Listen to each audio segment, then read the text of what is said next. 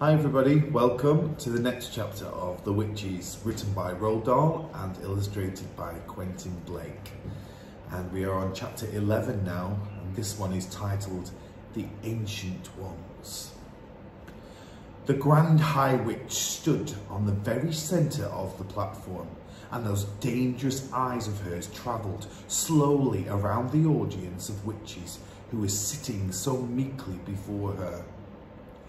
"All those over 70, put up your hands," she barked suddenly. 7 or 8 hands went up in the air. "It comes to me," said the Grand High Witch, "that you ancient ones will not be able to climb the high trees in search of Gruntle's eggs." "We won't, your grandness. We are afraid. We won't," chanted the ancient ones. "Nor will you be able to catch the crab cruncher who lives high on rocky cliffs." The Grand High Witch went on. "I can't exactly see you sprinting after the speedy cat springer either, or diving into deep waters to spear the blabbersnitch, or striding the bleak moors with a gun under your arm to shoot the grobblesvert. You are too old and feeble for those things." "We are," chanted the ancient ones. We are. "You ancient ones have served me well over many years," said the Grand High Witch.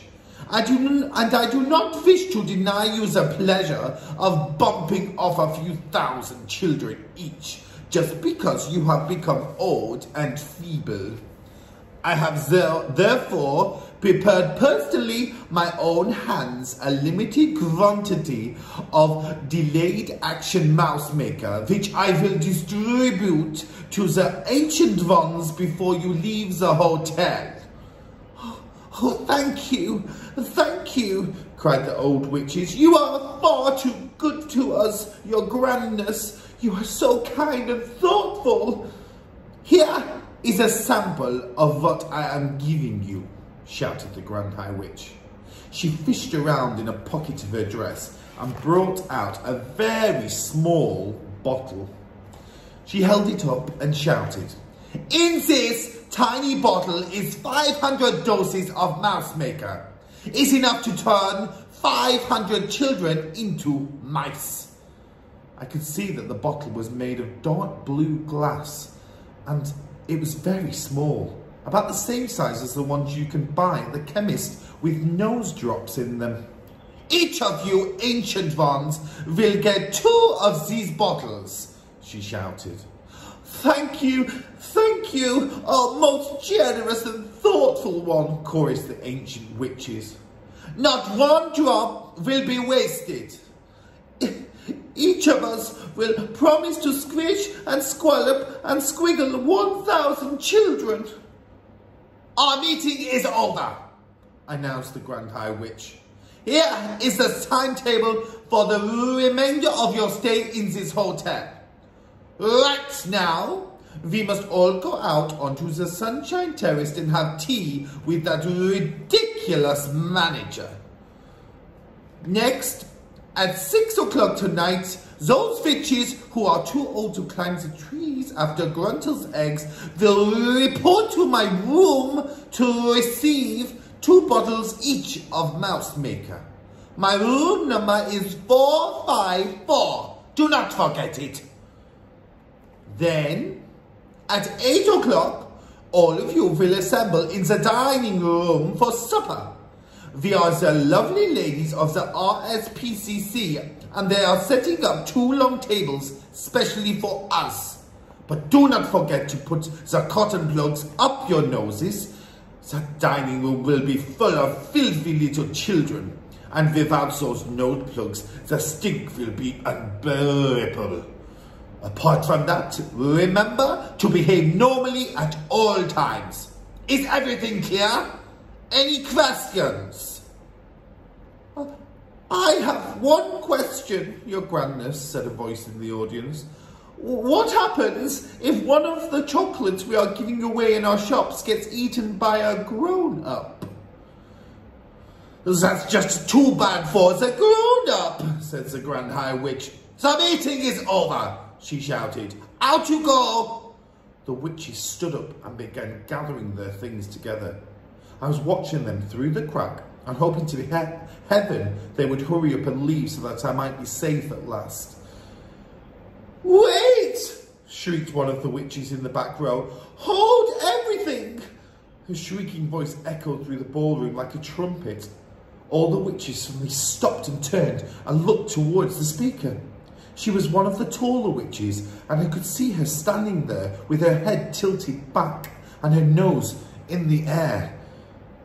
And she was sucking in great long breaths of air through those curvy pink seashelly nostrils of hers. Wait! She shouted again. What is it? The others cried out. Dog droppings, she yelled. And just then, I got a whiff of dog's droppings. Surely not, the others shouted. There couldn't be. Yes, shouted the first witch. There it is again. It's not strong, but it's there. I mean, it's here. It's definitely somewhere not too far away. What's going on down there? Shouted the Grand High Witch, glaring down from the platform. Mildred has just got a whiff of dog's droppings, your grandness, someone called back to her. What rubbish is this? Shouted the Grand High Witch. She has dog droppings on the brains. There are no children in this room. Hang on, cried the witch called Mildred. Hang on, everybody. Don't move. I'm getting it again. Her huge, curvy nose holes were waving in and out like a pair of fishtails. It's getting stronger. It's hitting me harder now. Can't the rest of you smell it? All of the noses of the witches in that room went up in the air, and all the nostrils began to suck and sniff. She's right, cried another voice. She's absolutely right. Dog's droppings it is, strong and foul. In a matter of seconds, the entire assembly of witches had taken up the dreaded cry of dog's droppings. Dog's droppings, they shouted. The room is full of it. Pooh, pooh. Why did we not smell it before? It stinks like a sewer.